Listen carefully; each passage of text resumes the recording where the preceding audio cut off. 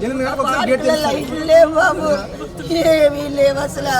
పార్కులో లైట్లు లేవు, ఏమీ లేవు. పిన్ని ఏమి కుట్టా తెలియదు, ఏమి లేదమ్మా. లైట్ ఎంత కొంచెం లైన్లోకి వెళ్ళిపోదామని దాన్ని, లైన్లో వెళ్ళిపోదామని దాన్ని అక్కడ తెలుసా వాళ్ళు పాము కుట్టేస్తా, పుట్ట కుట్టేస్తంటే అన్నీ కుట్టిస్తాయమ్మా. అందరూ కుట్టిస్తారు, చంపిస్తారు బాబు. దాన్ని వైకుంఠాన్ని పంపిస్తాం బాబు, వైకుంఠాన్ని పడిపోయారు. ఎలాగైపోయింది పచ్చడైపోయింది బాబు, ఎంత గారేస్తారు. అదేదో ఎక్కడో టికెట్లు ఆన్లైన్ కాకుండా ఎక్కడ కదండి.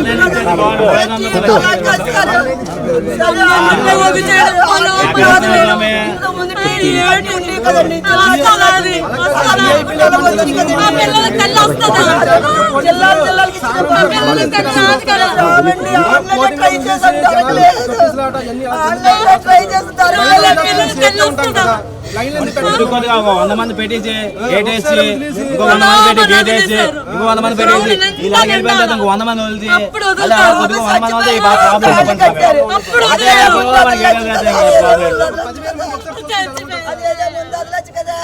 వంద మంది ప్రాబ్లం ఉంటుంది. ఇది వెళ్ళిపోయానుకో ఇంకో 100 మంది అటెండ్ వస్తారు ఉంటారు.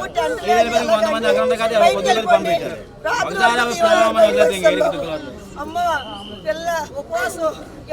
ప్రభుత్వం కూడా తప్పని మేము చెప్పం సార్.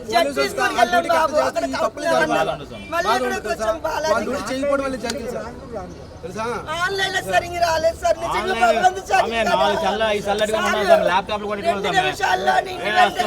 చెప్పారండి. ఆధార్ పడితే రాగనిది, పేరు కొడితే ఎర్ర అని చెప్పింది. మీ పేరు కాదండి, అది కంట్రీ కొడితే విశాఖపట్నం కాదండి, ఇదండి వేరే కంట్రీ అని వచ్చిందండి. మీరు నమ్మితే నమ్మండి, ఫోటో తీసుకొని చూడండి. వేరే కంట్రీ వచ్చింది అన్ని ఖాళీగా ఉన్నాయి తెలుసా సార్.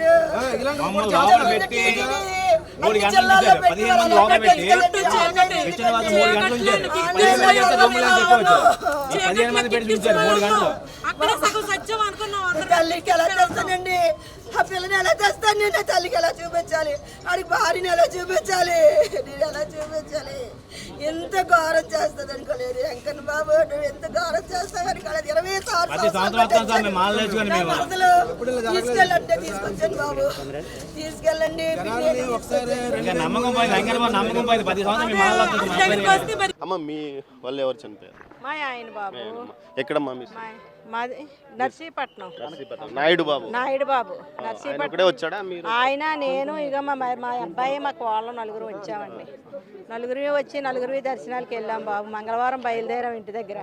మంగళవారం వచ్చేసి నేను విజయవాడ దర్శనం చేసుకున్నాం. నిన్న ఉదయం మళ్ళీ 5:30కి ఇక్కడ దిగి మంగమ్మ దర్శనానికి వెళ్ళాం బాబు. చేసుకొని వచ్చి ఇంక వెంటనే అక్కడ పోయాం బాబు. 150 రూపాయలు ఇచ్చి ఆటోలో ఇంకా అక్కడ కూర్చోబెట్టారు లోపల. 12 గంటలకు వెళ్ళాం. మధ్యాహ్నం 12కి మాకంటా ముందే ఉన్నారు బాబు అందులో. వాళ్ళు చూసి మేము కూడా వెళ్ళిపోయి అందులో కూర్చున్నాం.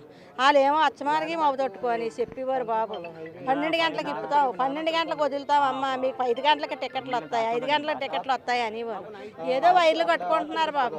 ఈ వైర్లు కట్టేటప్పటికి వెనకాల జనాలందరూ తలుపులు తీసేస్తున్నారని జనాలందరూ లేచేసారండి.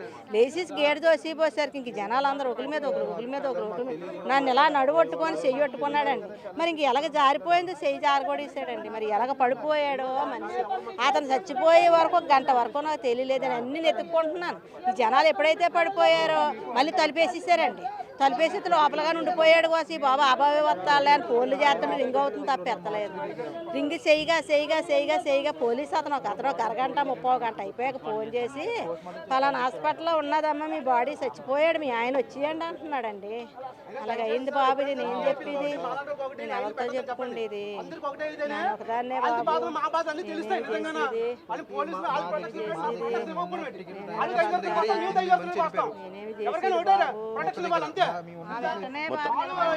నర్సాపురానికి చెందిన నాయుడు బాబు కుటుంబ సభ్యులు వీరు నలుగురు కలిసి 12 గంటల సమయంలో లోపలికి వెళ్ళారు. ఆ తర్వాత తిరిగి వచ్చి బయటికి వదిలిన సమయంలో నాయుడు బాబు తొక్కిసలాటకు గురై అక్కడే మరణించిన పరిస్థితి అని చెప్తున్నారు. కుటుంబ సభ్యులకు సుమారు సుమారు 1 గంట తర్వాత పోలీసులు సమాచారం ఇచ్చినట్టు చెప్తున్నారు. మొత్తం మీద చూస్తే ప్రతి ఒక్కరూ ఏదైతే స్వామివారి వైకుంఠ ద్వార దర్శనం కోసం వచ్చి ఈ విధంగా వారు ఇబ్బంది పడుతున్న పరిస్థితి నెలకొంది. మొత్తం మీద అయితే మీకు ప్రస్తుతం రుయా ఆసుపత్రి మార్చురీ వద్ద పోస్ట్మార్టం కొనసాగుతుంది.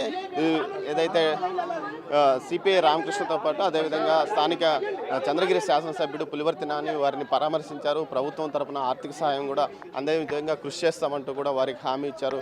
మొత్తం మీద ఈ ఘటనకు సంబంధించి ప్రాథమిక నివేదికను అంటే ఉన్నతాధికారులకు నివేదికను ఎస్పీతో పాటు కలెక్టర్ పంపించినట్టు తెలుస్తుంది.